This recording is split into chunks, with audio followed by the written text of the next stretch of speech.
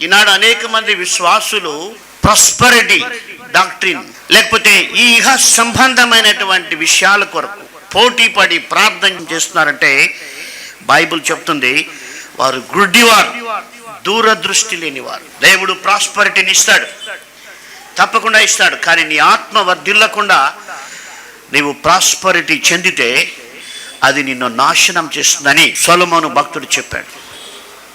ఆయన ఇంగ్లీష్లో ఈ విధంగా చెప్పాడు, for the turning away of the simple shall slay them and the prosperity of fools destroy them అన్నాడు. 1వ అధ్యాయం చివరి 2 వచనాల్లో మీరు చూస్తే ప్రాస్పరిటీ గురించి అక్కడ రాయబడింది. దేవునికి ఇష్టము కాని ప్రాస్పరిటీ నీకు వస్తే అది నిన్ను నాశనం చేస్తుంది. దేవుని కృప వలన 5000 వాక్యాలు కంఠాపాఠం చేశాను. అందులో 105 కీర్తనలు కంఠాపాఠం చేశాను.